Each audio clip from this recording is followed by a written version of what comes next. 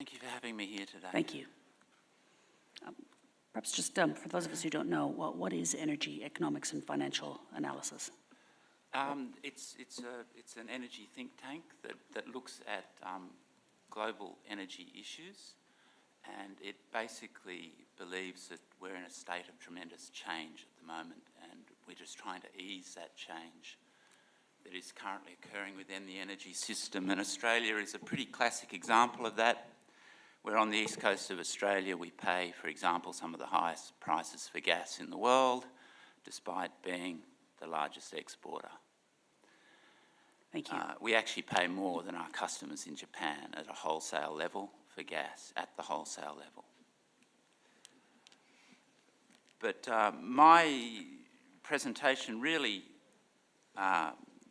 just addresses point 4 of your report, that states that, it looked to the US as the example, and I would caution against looking to the US, because that has certainly not been the experience in Australia.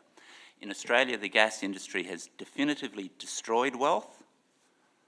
We've seen large write-offs, multi-billion-dollar write-offs of plants at Gladstone.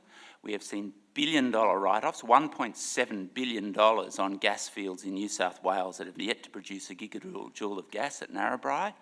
We have seen write-offs of $600 million in the Gloucester Valley. We've seen write-offs left, right and centre from this industry, and it is currently losing money at the net profit line at Gladstone, the plants at Gladstone. This is not a wealth-creating industry in Australia, and I would caution against transferring the model of the US, which is very different both in resource terms and in terms of current infrastructure and density. You saw the density of those wells in Texas, and that's one of the things that makes them so profitable, is that their ability to tap into a gas line is very short. And we are talking about developing remote resources in Australia, not ones close to markets. And there is a vast difference. The current cost of gas in the US is US $3.65 last month. Australian dollars, $3.65 a gigajoule. On the east coast of Australia, you're looking at $9 a gigajoule. There's a gulf of difference between the two. But I want to look at the longer-term aspects of developing gas in Australia, and this is a long-term presentation. There is a global glut of LNG that extends out to about 2030 now. There's excess demand, excess supply and faltering demand in a number of our major markets. This is contrary to what the industry constantly tells you of never-ending demand for their product. Their largest market, Japan, is shrinking. I might get you to just move the microphone back a bit. You've got a Sure. lovely, loud, booming voice. Sorry. Thank you. Their largest market, Japan, is shrinking. It has been shrinking now for 3 years in a row, and most forecasters of any repute believe it will continue to shrink. That accounts for 32% of the global LNG market. So we're not talking about a small player. Globally, the gas gut keeps getting bigger and longer. The contract pricing mechanism is breaking down that underpins the industry, and the mistakes made at Gladstone are being repeated in the Northern Territory. It just seems in Australia we're not learning from our mistakes, and this is a very depressing thing as an economist to look at, to see this money being torn up so consistently. Producing high-cost onshore gas is not economic in a low-cost gas world. Government support for the industry is a misallocation of limited government resources. The fact we're sitting here today in an inquiry into this is a misallocation of limited government resources. So let's actually look around the world and try and dimension what's going on. We've seen the biggest boom in LNG, in the LNG industry. It's one of the all-time resource booms following the Fukushima earthquake and the shortage of gas that was experienced. with Japan trying to close that gap of closing their nuclear industry. The market closed 2016 on a nameplate basis, 29% oversupplied, and we've got a rash of production coming on stream in the next 3 years. There's an absolute truckload of production, and it doesn't stop. These are committed projects. These are not ones I'm saying are proposed projects. These are committed. They've spent the money. They're going ahead. There is a consistent and well-documented history of both global and domestic forecasters overestimating energy demand. This extends to the official forecast from the AEMO, the International Energy Agency, and others. But I've written consistently about the AEMO's overestimation of demand for gas, and it has been a very consistent thing. They've done it year after year after year. They've had to downgrade their forecast for gas demand. They simply do not take into account the effects of price, and it is a fundamental economic mistake in their modelling that has bedevilled the AEMO both in electricity and gas energy forecasting. They have consistently, and I believe sort of almost to the point of being culpably overestimated demand for energy in this country. So if we move ahead, this is just a very brief slide to show you what's happened. If you look at that 2014 to 2017 period, global prices, this is the Japanese contract price for gas, they've crashed. They're essentially linked to the oil price, and we all know the oil price has gone from $110 to $50. You know, Japanese contract prices likewise have halved. The same cannot be said of Australian industrial gas contract prices, which have gone through the roof.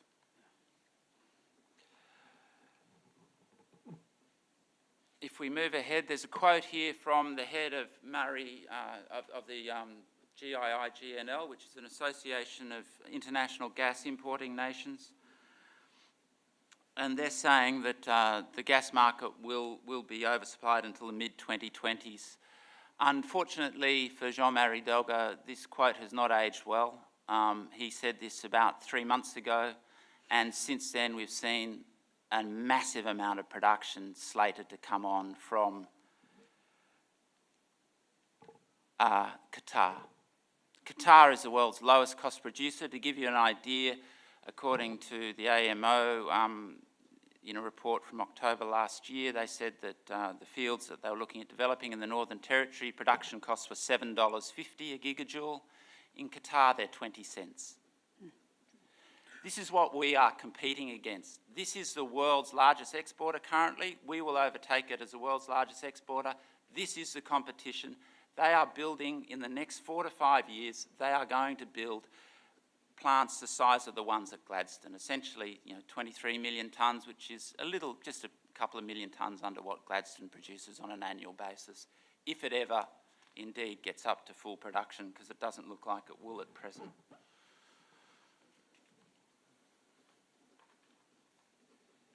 I've already covered off on Japan, but the reason the forecasts were wrong, most forecasters had Japanese demand being flat. They've underestimated the effect of the take-up of renewables. They have a lack of understanding of energy intensity in economies. Basically, to produce a given unit of GDP now, we need less energy than was historically the case.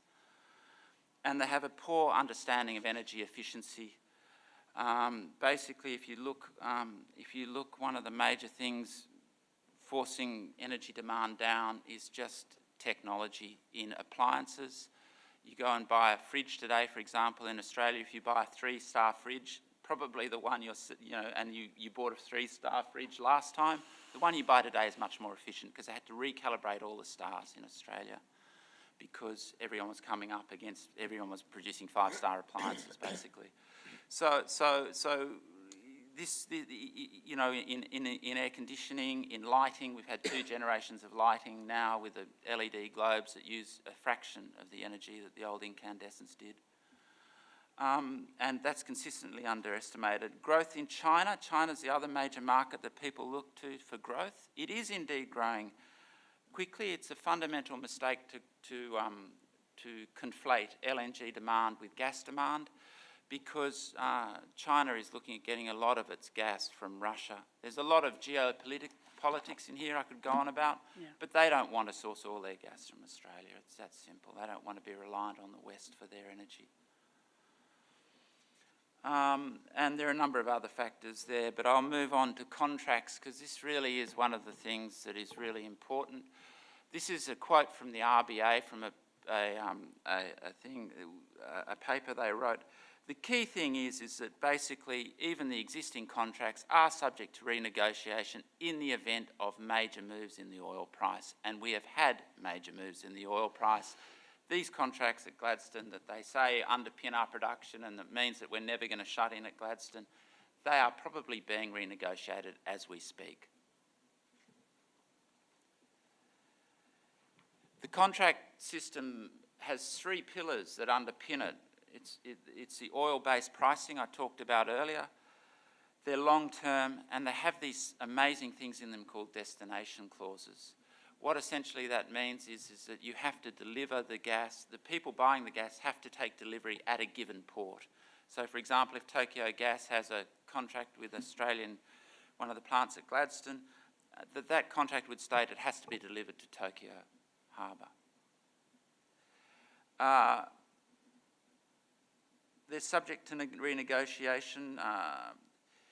A lot of the new contracts that are being written are not now linked to oil prices. They're shorter term, so they're no longer long term. They're shorter term, and they're linked to the Henry Hub price, because the US, who will soon be the world's third largest exporter of gas, is basically moving to Henry Hub pricing, which is a spot-based market. It's an instant market in the US, not a contract market. So what we've already seen in the world, we have seen contracts defaults already occurred.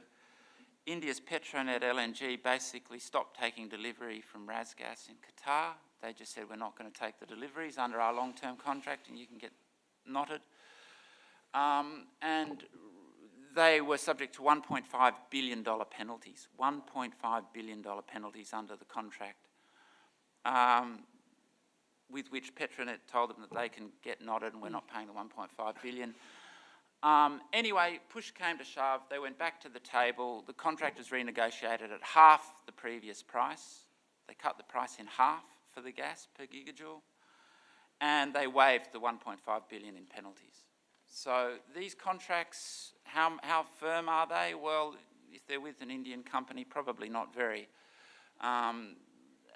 However, I would caution Tokyo Gas is now talking about renegotiating its contracts with the Australian people, amongst others. That's due to the fact that the Japan Trade Commission held that the destination clauses that I talked about earlier were anti-competitive and struck down these contracts. So there is going to be a round of renegotiation of existing contracts occur with Japanese customers who, as I said, account for 1 in 3 gigajoules of imported LNG globally.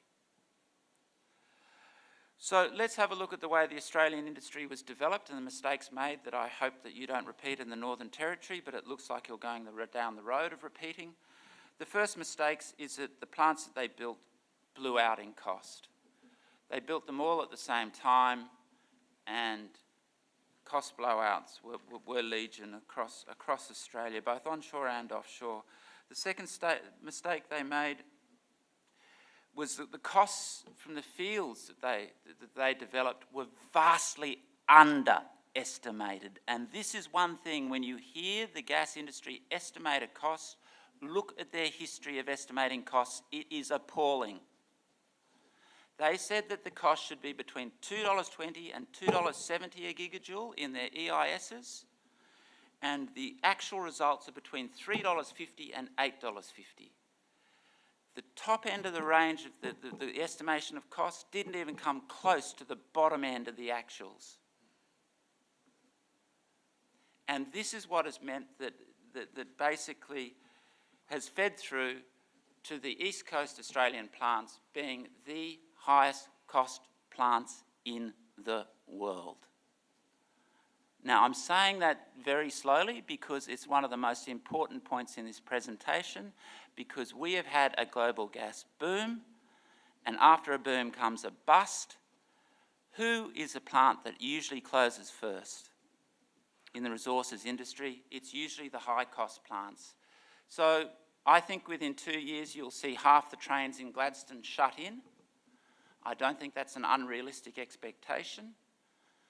There are a number of reasons why I go for half and why I don't think all of them will shut in, but you know, I think a number of them will shut in.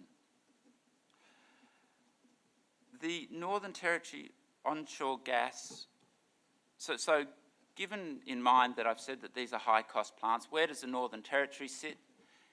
There are all the other fields, and if you look right over on the right, you've got NT gas at $7.50 a gigajoule.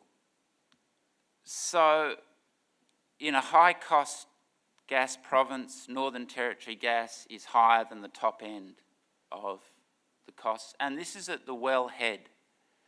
And please don't forget that we're talking about transporting this gas across one of the most inefficient pipeline networks and most expensive pipeline networks on the globe.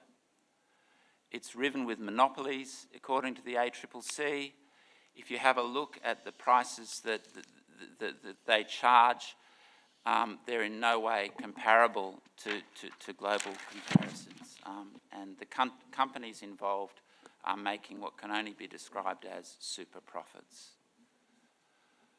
That's largely as a result of no regulation of monopolies, which for some reason in Australia today we believe that monopolies should not be regulated, and I don't understand why.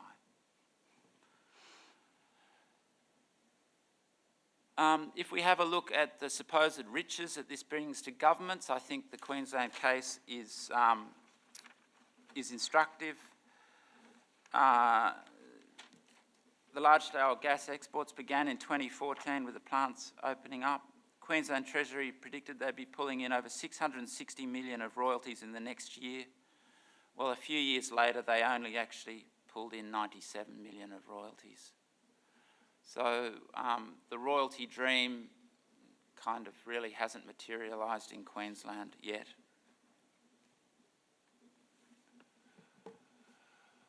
So in summary, the global gas market is in a state of long-term glut. This will only be resolved by high-cost production being shut in.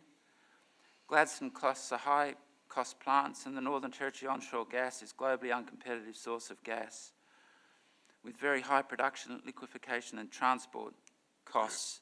The East Coast gas market, which is also slated for being supplied from the Northern Territory, is going to shrink definitively. You cannot charge globally uncompetitive prices and expect industry to survive in Australia. We are going to see another round of deindustrialisation in Australia due to high electricity and gas prices. There's another round coming, another round of non-investment in Australia, companies taking their business to other places to do business. The best example of this was Incitec Pivot, which 2 years ago now came up against having to build a new fertiliser plant to supply urea to Australian farmers, and it decided that it would rather manufacture in the US because it could get hold of cheap gas and import the urea into Australia. And this is an absurd situation in a country that is the largest exporter of gas in the world, and we should have the lowest gas prices, but we don't. So the two markets the Northern Territory is looking at supplying are shrinking, I believe, and will, the demand simply won't be there, and in addition to which there are gas fields far closer to the point of market, i.e. Gladstone. For example, Shell, you're constantly told that we have this shortage of gas in Australia. We have a shortage if you look out 200 years. Much before then, there really isn't much of a problem. This idea of a shortage on the East Coast is absolute bunkum. In 2012, the head of BHP Mike Yeager, he said at an APPIA conference that the Bass Strait fields alone, one field on the east coast of Australia, and what is termed a declining field, has enough gas to supply the entire east coast. And he spelt it out. He said the provinces of Queensland, New South Wales and Victoria, and he used the term provinces as an American would. Canadian, actually. Sorry? Canadian, actually. Canadian, oh, sorry. But he stated that those provinces, BHP had enough gas to supply them for at least 30 years. Well, he said indefinitely. So, you know, the idea of a shortage of gas on the east coast, and furthermore, Shell has permitted fields in Queensland that it has not developed to date substantially through its Arrow acquisition. They were originally going to build 4 trains, which is equivalent to 2 plants at Gladstone, just for those fields. So there is so much gas on the east coast. This idea of a gas shortage is rubbish. So there's the gas there to supply Gladstone that's nearer the market, in the Shell Arrow fields, for example, and the market being Gladstone in that case. And so both are in Queensland. It's much closer, and as I said, you're paying obscene prices. Actually, the Northern Territory is even paying more obscene prices than most. If you look at the pipeline prices around Australia, they average about 13 cents a kilometre. The new Gemina pipeline comes in at 23 cents. So in a very, very expensive gas market, the Northern Territory gas pipeline is an extremely, is at the very top of the range that exists in Australia. And as I said, Australia is a very expensive place to transport gas. So the Northern Territory is at risk of repeating the mistakes in the past. I would not use the example of the US as one to follow, because we're developing a high-cost industry in a low-cost gas world. By believing the industry has, is making the mistake by believing the industry that has a demonstrated ability to overestimate reserves and underestimate costs. And that was certainly true in Queensland, where consistently they've overestimated their reserves and underestimated the costs of producing those reserves. I believe it's making the mistake by ignoring the inevitable technological change that is coming within the industry, lessening the demand over time for fossil fuels. That is already occurring. We're already seeing that, the seeds of that being sown. And what has to be realised is that renewable energy, generally speaking, is cumulative. And what I'm saying by that is that if you put in even a small solar plant, it detracts from demand for the next 20 years until that plant is finished. If in wind power, it's the same. You know, every plant that's built is cumulative on the last ones and cumulatively destroys demand. And this is something that the fossil fuel industry faces more generally, you know, oil and gas. The last mistake that the Northern Territory government is making is by being lured into believing in high royalty streams that have not materialised in Queensland. It has cost the Queensland government probably more than they have made this industry. So I would caution, you know, at the moment, you know, they have been taken to court by the gas companies over the royalties, for example, and are spending a vast amount of money defending that claim at the moment. I would caution against following Queensland's example and developing an unconventional, high-cost, unconventional gas industry in the Northern Territory. I simply don't think it's worth it. Thank you very much, Mr. Robertson. Any questions? Yes, Dr. Anderson.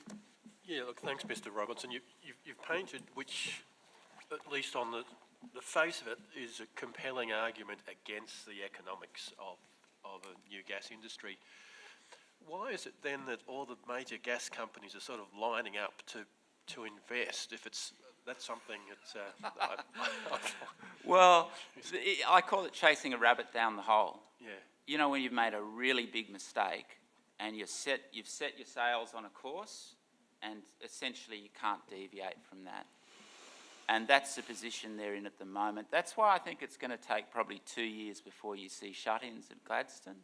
It'll take another couple of years of pain before that you'll start seeing those plants shut in.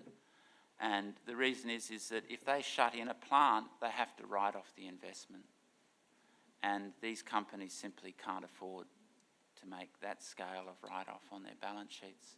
So they're committed to this industry. They're committed to it in the hope, and look, you know, in all fairness, there is the chance a lot of this stuff's produced in volatile parts of the world, like Qatar, for example.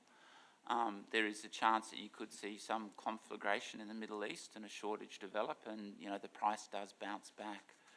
But if you look at current production and what's coming on stream, it's, you know, I think it's inarguable that you've got a major gas glut at the moment. And gas, I think one thing you've got to get in your heads, the defining thing about gas is LNG cannot be stored economically. It's too expensive to build, you know, storage tank farm for this stuff. So what happens that either, you know, if a country can't actually take a shipment of LNG, as has already happened late last year in Japan, where they simply didn't have the demand for the LNG because they got their demand forecast wrong. As I said, it's a global problem. It's not just a problem in Australia, overestimation of energy demand. And they ended up re-exporting that shipment of LNG. So what does that do? That puts further pressure on your customers are then becoming your competitors in global markets. That puts further pressure on the price of LNG. And so what I'm saying is that, you know, you've got this glut is just so big, and the only way to resolve it is to shut in production. And generally speaking, in resource markets, it's the high-cost producers that go first. And onshore gas in Australia, high cost. Dr. Beck. Mr. Robertson, thanks very much for your presentation.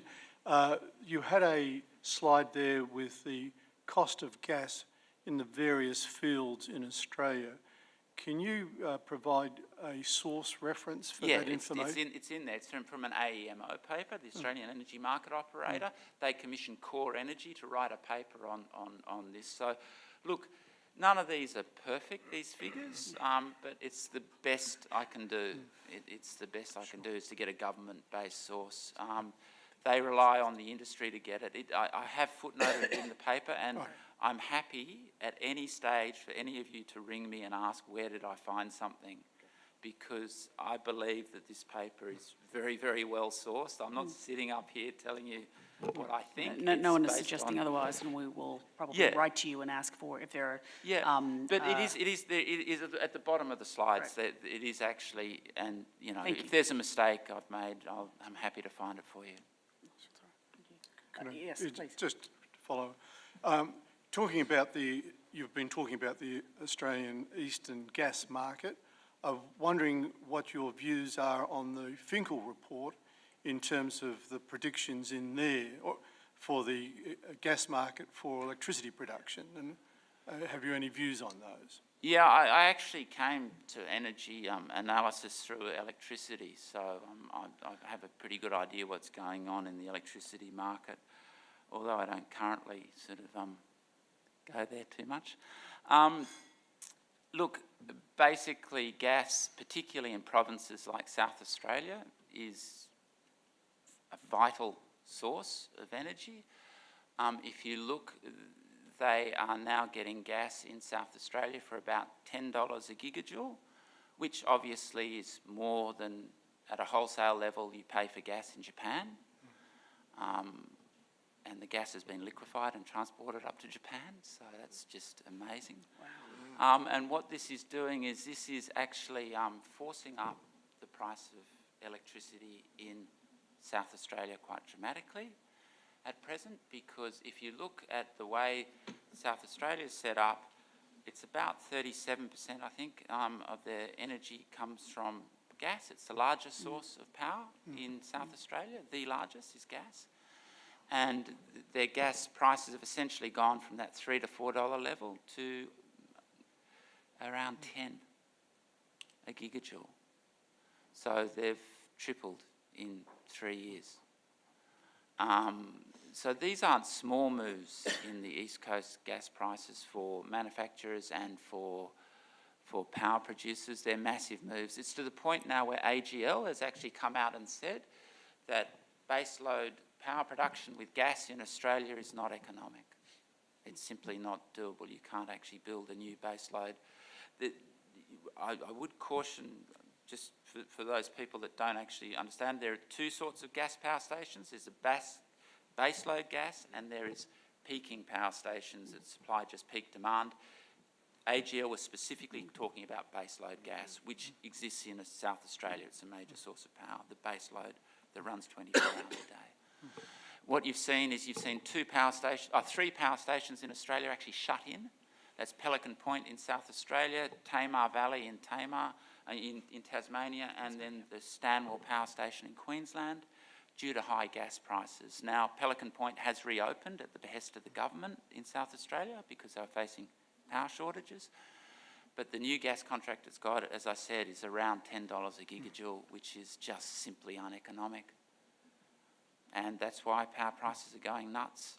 And South Australia is the best example because it's so reliant on gas, but it's affecting the entire national electricity market because it is all linked, right? And the fact that Stanwell wasn't producing for a lot of last year increased wholesale electricity prices. In fact, Pelican Point wasn't operating for most of last year, affected wholesale gas prices, electricity prices.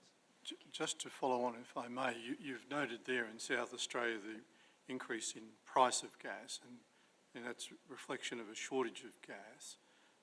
You noted, I think, was it in Queensland, I think, you noted in your slide that the cost of industrial gas was $20 a gigajoule. Yeah, it's up to $20 a gigajoule. And so we've got some substantial price increases reflecting the shortage, but you also made the comment during your presentation that the shortage of gas on the East Coast is bunkum. So I'm just wondering how we reconcile that particular statement versus the prices that we're seeing in South Australia and industrial gas. Yep. It's very easy to reconcile when you look at the structure of the market, because on the East Coast of Australia there actually is no market. And this is the defining characteristic of the East Coast gas industry. It's controlled by 4 players, and those 4 players are Santos, Origin, Shell and BHP Exxon. BHP Exxon are actually allowed to market their gas as one player, and that's why I call them one player, because it's called the Gippsland Basin Joint Venture. They market their gas under one company. It's a little bit like the ACCC allowing Westpac and ANZ to get together to set their interest rates. It's unbelievable. Basically, there is no market, and the best example of that is the AEMO has consistently tried to set up spot markets, which are short-term markets to cover short-term needs of companies and power generators for some gas, and they've been a failure in Australia. And they've tried to set up wholesale markets. They've called them declared wholesale markets. They've called them this. They've called them hubs. They've moved them around. They've failed, and they've failed because these players only want to control the market, and they do that by only allowing contracts. And if you look recently, you can read the AI Group's report. It's a pretty reasonable source, because unfortunately the opacity in the market is one of the defining features of a controlled market. Is that there's no vision, no see-through on prices, and this is a classic example of that. The source I have for the industrial gas prices is the AI Group. That's a very poor source. It's only really anecdotal evidence out of them, but it's the best you can do because they're not disclosed. And this is one of the terrible things, is that no one really knows what's going on the East Coast gas market. I could go on at length about how many things are not defined as they are, for example, in the US. But reserves and resources is a classic. For example, if you look at two sets of accounts, a barrel of oil in Santos's accounts is not the same as a barrel of oil in Origin's accounts, and is totally different from one in Oil Search's accounts, and is totally different again from one in BHP's accounts. And how's that? Because they all use different currency and oil price assumptions going forward. And it's ridiculous. It is totally ridiculous. You have people signing off on accounts saying that they're true and fair view, and they've got no bloody idea. It is an obscene situation we have in Australia with oil and gas accounting. But what I'm saying is that this allows opacity in the market. It's very hard to see through these things. It's very easy to criticise someone like me that criticises these things, because they say, where did you get it from? Where did you get that source of information from? Because the information is so poor. It's terrible quality. And I'm not going to sit here and tell you it's not. And people that sit there and say, definitively, this is the supply-demand balance. What it is it's a cartel controlling the market. That's what it is. They're controlling the market. They're losing money on their exports, right? Every time they send a shit up to Japan, at the net profit level, not the free cash flow level, the net profit level, after accounting for depreciation of their plant, they're losing money. And what they're doing is they're making it back by gouging the domestic consumer. It's pure price gouging. So they are deliberately keeping the market short of gas. Although they've got oodles of gas out there, they're deliberately withholding supply to force up the price so they can make money, because they've made this dreadful business mistake at Gladstone. It's a really awful mistake. Thank you. Yes, Dr. Jones. Barry. You've given us a very good macroeconomic overview of the gas situation. Would you have any comment about the benefit this might have brought to the people who are involved in the gas-producing fields, the local communities, the local economies?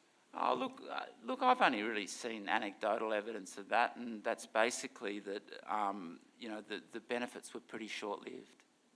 And if you have a look at the housing prices, for example, in Chinchilla or Roma, I urge you to go and have a look at the house prices in Chinchilla and Roma, and I think you'll see that reflects. We have.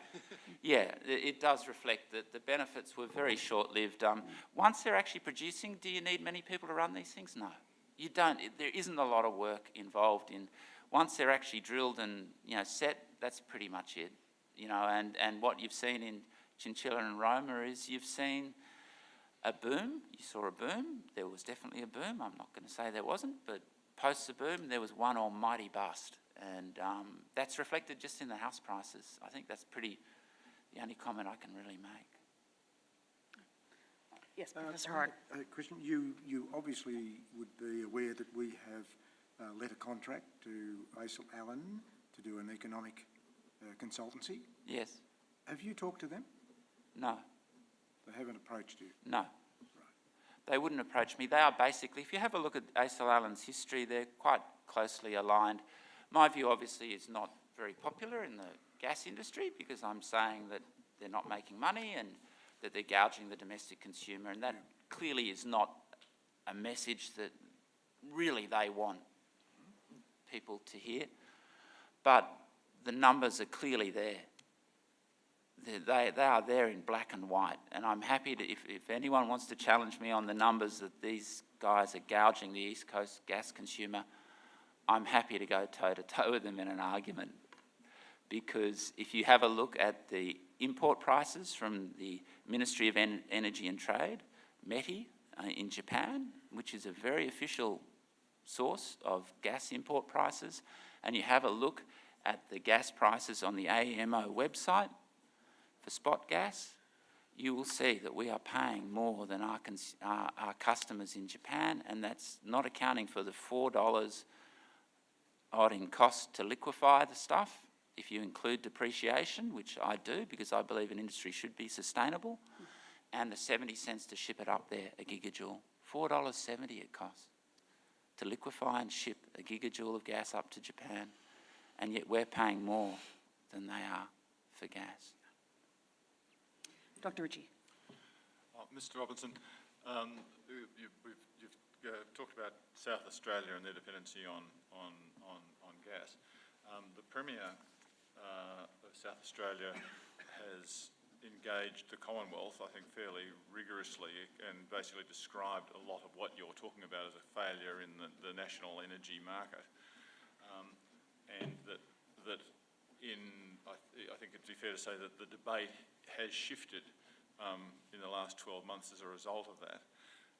Do you see that there's any possibility of a change in federal government policy that could reset some of these market failures through government regulation that would change things at all, and that could bring some kind of more rational basis back and therefore make all this kind of work a bit better, or is that beyond belief? No, look, it's never beyond possibility. I don't think it's going to happen, unfortunately. It's the way governments work, unfortunately. It'll take a fair few factory closures when you start seeing that round happen in the next 6 months. When you start seeing more unemployment due to high energy prices, maybe something will get done about it. But until that point, really, the current measures taken to date, I don't believe will cut the mustard. We used to pay $3 to $4 a gigajoule for gas. We're now paying, as I said, somewhere between $10 and $20, depending on who you are and how much you have. Very big users, $10, and that's well above global prices. Thank you. Yes, Dr. Anderson. Mr. Robertson, I'd like to ask a similar question to the one I asked before about, given the figures you've provided us, why is the industry wanting to invest so much money? Given what you've provided us, what's your views on what Treasury economists would be saying and advising the government? I don't think that they're really on top of this issue, to be honest. I don't think many people are actually calling it as it is, because most of them get their advice from the industry. There are very few independent voices who are actually sitting down and nutting this out and looking at it. I can honestly say that. There are very few, less than on one hand you could count them. Very few people are actually sitting down and looking at this and saying, is this industry actually adding wealth to the nation, or is it detracting wealth from the nation? And unequivocally, to date, it has detracted wealth from the nation. Yes, Dr. Beck. One further question, if I may. You noted rightly the increase in prices for gas into electricity generation in South Australia. Industrial consumers are facing higher prices, and you noted that, and that presumably is threatening their viability as a business, and I think you noted that also. So another scenario would be that if there was additional gas supply into the East Coast market, then the problems that you've articulated in terms of electricity production and also industrial gas supply would start to ameliorate because of increased supply, and that would help lower the price. So I'd like to get your response to that, please. My response is pretty quick. Firstly, with the South Australian, that was only an example. It is actually affecting the entire national electricity market, right? The gas prices, the entire box and dice, the whole East Coast. There's a fundamental thing in economics, right? Demand and supply works if the new supply you're bringing in is low cost. If the new supply you're bringing in is high cost, it does not bring down the price. Northern Territory gas is high cost gas.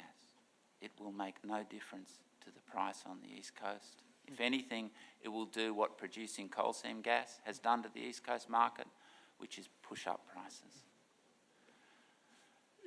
Given that we haven't produced any gas from hydraulic fracturing, so it's a bit of a magical pudding at this stage, but if the gas was able to get to market at a competitive price, would that change your view? I can't see that happening simply because of the transport costs. It costs about $3 a gigajoule to get it from Tennant Creek. Now, we've got to get it to Tennant Creek first of all, right? Like, that's another issue in itself, because Beetaloo's not exactly next door. But it costs about $3 to $4 a gigajoule, depending on the market you're talking about. So if you're talking sort of $7 gas, $7.50 gas, you're talking $10, $11 gas delivered to the East Coast, plus getting it to Tennant Creek. This is very expensive gas, like it's tippy-top expensive. Now, even if they bring down the cost by a couple of bucks by cutting corners here, there and everywhere, which, you know, they do. Once they're operating, that's what they do. You know, it's still very expensive gas. You can't bring down the cost. In very simple terms, you can't bring down the cost of a commodity by producing at a high price. It just doesn't work. Economically, that doesn't work. The only way you can bring down the cost of anything, of a product, is by producing at a low cost. And that's the fundamental mistake people are making, because onshore gas is high-cost gas in Australia. It has proven to be so. Perhaps one last question from the chair. You said that the inquiry was a misallocation of government resources. Would you care to expand on that? Well, I just don't think that we should be following, you know, I think that we shouldn't, I didn't mean to be, sorry, it probably came out wrong. I think we shouldn't be following this rabbit down the hole. That's why it's a misallocation of resources. You shouldn't actually be here, because we shouldn't actually be, the decision should have been made before this inquiry was done, that this wasn't a wealth-creating industry for the Territory, and we don't want to pursue it. That's simple. You know, it should have been made already, and you know, the trouble is in Australia at the moment we have this massive disconnect between what the industry and industry advisors and a lot of the people, like, with all due respect, Aysel Allen, who are quite embedded with industry, are advising people, is very much from the industry's point of view. It's not from it's not from the consumer's point of view. The viewpoint I'm giving you today is essentially from a gas consumer's point of view and from the national interest point of view. The national interest point of view. I'm not giving you the viewpoint from the gas industry. And this is why kind of what I'm telling you may come as a little bit of a surprise, and some of the things I'm saying you may be going, wow, is that really right? Or how did he come to that? And that's why, look, I welcome people to call me up. That's what I'm here for. You know, I do this principally because I just see stuff going on that is just, you know, I think is absurd at the moment. And it's costing this country billions of dollars, and we're wasting precious resources following a rabbit down a hole that clearly hasn't worked. It's demonstrably torn up money. Thank you very much for your presentation. I think we've got a copy of the slides, that's right? Yes, yeah. Thank you. As I said, I'm always available. You know, anyone can call me at any time. I'm always available. Well, your presentation, with great respect, is probably a good reason, or a good example of the very reason why we have this inquiry. Thank you.